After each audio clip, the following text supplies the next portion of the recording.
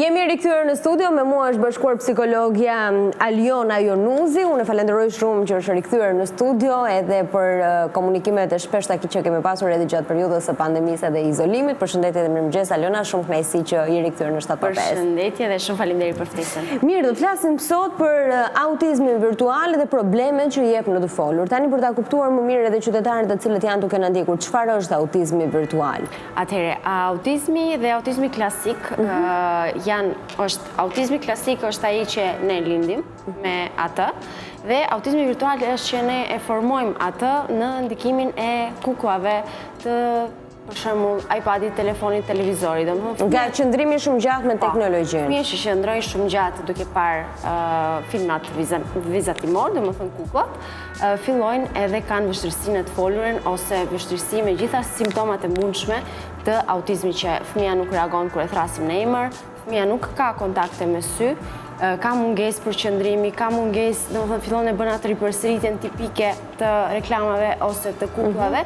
Është një faktor që ne mund të dyshojmë që ky fëmijë ka gjitha elementet e autizmit, por nuk është një autik i lindur, për shembull, sepse ka shumë nënë që vinë me atë ankesën. Fëmia im ka filluar me disa fjalë dhe është stopuar. Dhe kjo ndodh pikërisht për këtë arsye, sepse është ka filluar ai faktori i... Mirë, ju thoni autizmi i lindur, por kam përshtypjen se prindërit fillojnë ta kuptojnë që fëmia e tyre është autik pas moshës 1 vjeçese a 2 vjeç, që ai edhe ka këto problematikat, apo jo? Sepse ka prindër, kam dëgjuar prindër të cilët thonë që fëmia ishte mirë, komunikonte dhe pastaj, domethënë dikush ja adresonte edhe vaksinës, kemi dëgjuar të teori të tilla, dhe thotë stopoi dhe ka regres. Tani, le të themi, problematika e autizmit virtual është njësoj si ky lloj autizmi apo jo? Po, është njësoj, vetëm domethënë pikërisht është kjo që fëmia im filloi të fliste nga mosha për shembull 6-7 muaj, 7 muaj belbëzon, fjalët e para mama. A mama, baba, që thjesht e bën testimin e zërit, nuk quhen si fjalë, por kur arrim tek mosha 9 deri 11-12 muaj, fëmia tashmë duhet të ketë në një moshë 12 muaj, duhet të ketë 8 deri në 10 fjalë. Që quhet baza. Dhe ai në moshën 12 muaj, që thot në moshën 1 vjeç, ai duhet ta di shumë mirë se ky është emri im, që mua kur më thasi me një emër, unë duhet të drejtohem, duhet ta kthej kokën. Dhe këto janë ato diagnostikimet e para që duhet i bëjnë edhe prindrit. Që për shembull, nëse fëmia juaj në moshën 9 muaj, 10, 11, 12 muaj nuk e kthe kokën, kur ju e thrisni, edhe kur e prekni, do thotë që kemi diçka. Nuk është diçka për të gjermen e alarmit, domethënë, por duhet të jemi në vëzhgim. Dhe unë do isha shumë e lumtur nëse për shembull në shtetin ton të kishte, siç është ai libri i vaksinave që kemi me detyrim çdo muaj të paraqitemet e pediatrit, që të ishte për shembull në moshën 18 muajshe, që të ishte një vizitë tek psikologu. Për ta kuptuar se kanë shumë prindër që nuk duan të pranojnë disa gjëra, ose thjesht e kenë... Pra, në moshën 18 muajsh, rreth moshës 18 muajsh, ne e kuptojmë nëse ka apo jo, apo autizmi virtual mund të shfaqet edhe në moshën 5 vjeçare nëse fëmia qëndron në kontakt të vazhdueshëm me teknologjinë? Jo, në moshën 18 muajsh ne tashmë mund ta kuptojmë, sepse ky fëmia nuk fillon edhe nuk avancon më, domethënë në të folurën, për shembull, ose me reagimet, me emocionet, nuk di të shpreh. Me terapi trajtohet edhe autizmi virtual? Po, me terapi trajtohet autizmi virtual. Sa rikuperon?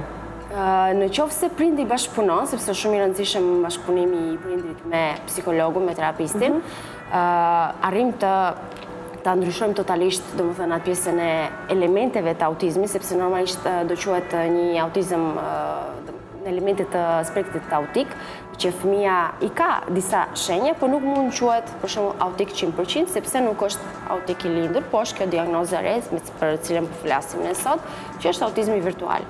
E kuptoj mirë. Po në qoftë se kam, domethënë përmendëm këtë moshën 18 muajsh dhe ju thatë që deri në moshën 1 vjeç fëmia duhet të ketë gati 10 fjalë që ti thot. Po fëmijët të cilët deri në moshën 3 vjeç nuk thon asnjë fjalë ose thon vetëm ma, ba. Kjo është goxha shqetësuese, domethënë që ky fëmijë tashmë duhet jetë duke u trajtuar me psikolog edhe ndonjëherë dhe me logoped. sepse është një vonesë goxha e madhe. Por mund të jenë shumë aktiv, mund të reagojnë, mund të kthejnë kokën, po... Por duhet kemi parasysh dhe elementin që kemi për shumë fëmijë që rriten në ambiente jashtë Shqipërisë, për shembull që dëgjojnë në shtëpi gjuhën shqipe, jashtë kemi një gjuhë tjetër. Gjuhë tjetër. Dhe konfuzioni mes dy gjuhëve mund të ketë një vonesë, por jo mos të folur afare. Domethënë një vonesë që do thotë nuk ke 8 fjalë në moshën 1 vjeç, po ke 2. Në moshën 2 vjeç ke 200, po i ke për shembull 80. Por kemi një vonesë, por është për shkakun e bilingvizmit. Gjithmonë ka një problematik në qoftë se fëmia, sepse kam dëgjuar dhe prindër të tjerë, të cilët thonë që edhe fëmia im deri në moshën 3 vjeç nuk foli, po pastaj krijonte fjalitë shumë rrjedhshëm. Po ne nuk mund ta lejmë pjesën e riskut. Po sikur mos të ndodhi, po sikur të ketë ndonjë problem vërtet që është shqetësues dhe prindi nuk arrin ta kuptoj ose nuk arrin ta pranoj. Për shembull kam shumë nëna që më kanë thënë që fëmia im flet anglisht. Fëmia fliste vërtet anglisht sepse ishte ndikuar nga kukullat. Kurse reagimet nuk i ka. E kuptoj, pra i kishte marrë fjalët, i kishte marrë shablon edhe nuk...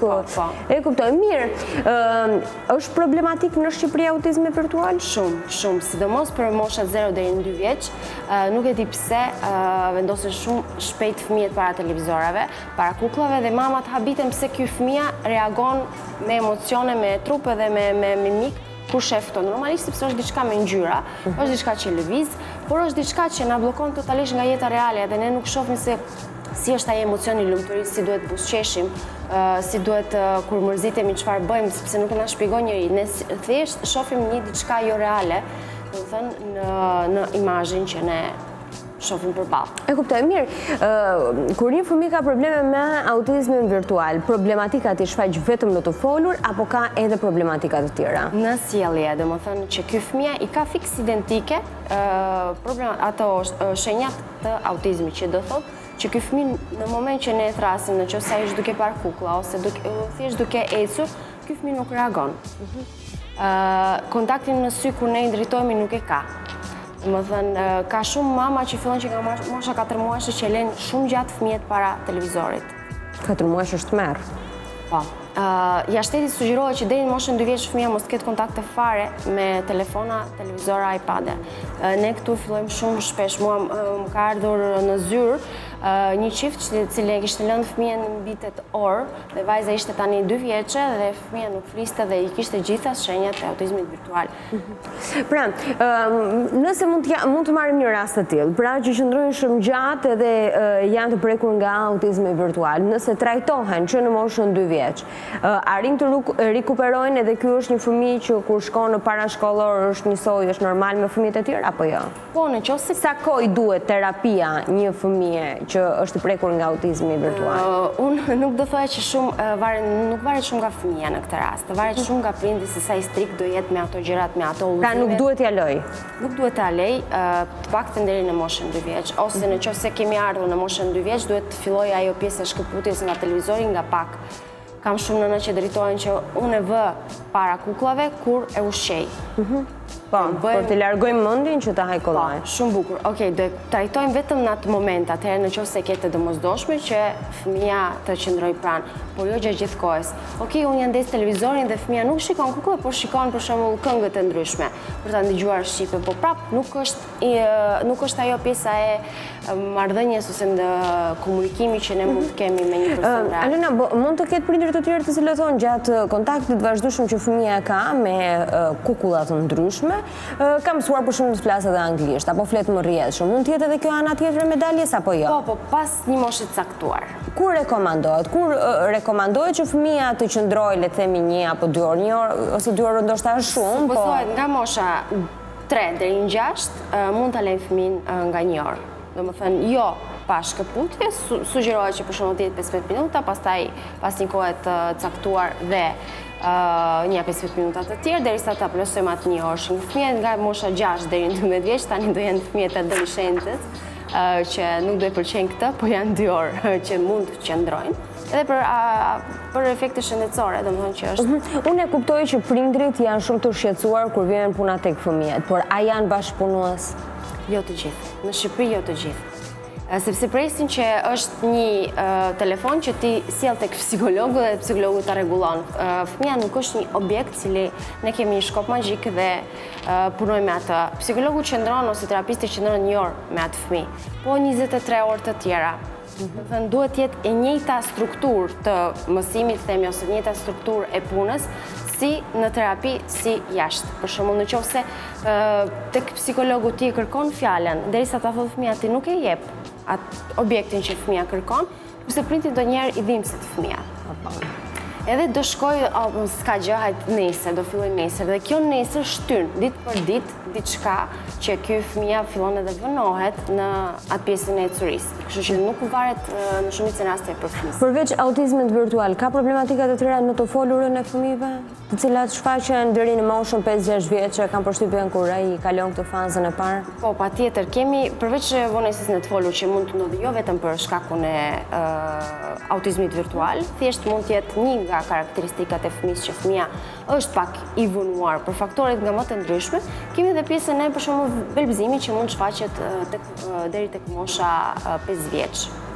E kuptoj. Po mirë, po belbëzimi për çfarë ndodh? Edhe një pyetje të fundit për belbëzimin edhe belbëzimi mund ndodhi edhe për arsye, për shembull, që shfaqet një fëmijë tjetër në shtëpi, për shembull arsye xhelozie. Xhelozia, po, xhelozia dhe fëmia, domethënë është një rast traumatik për fëmijën kur janë shumë të vegjël në moshë, për shembull 2 vjeç gjysmë, 3, 4, dhe vjen fëmia tjetër dhe unë dua t'i shpejtoj shumë gjëra, sepse zakonisht belbëzimi shfaqet në moment që unë dua t'i nxitoj. Mendimet e mia janë më të shpejta se sa kurse unë nuk arrit t'i transmetoj ato çfarë dua të them. Rikuperohet? Rregullohet? Po, rregullohet patjetër që po.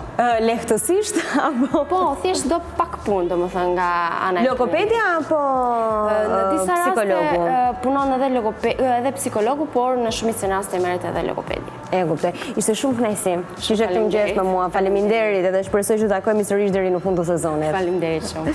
Kemi qenë me Aliona Yunuzin, psikologe, për të folur për autizmin virtual edhe për problematikat që ai shfaq në të folur, dhe në fakt është një çështje shumë e ndjeshme dhe prindërit duhet të jenë shumë të vëmendshëm ndaj fëmijëve të tyre, edhe shpresoj që ta ndjekin bisedën sërish edhe në YouTube për të marrë më tepër informacion. Sigurisht mund të kontaktojnë edhe me Alionën. Tashmë, për mos të humbur asnjë pjesë të emisionit 7/5, mjafton vetëm të regjistroheni në kanalin zyrtar të Vision Plus në YouTube, duke klikuar në butonin këtu poshtë. Faleminderit edhe një herë që na ndiqni.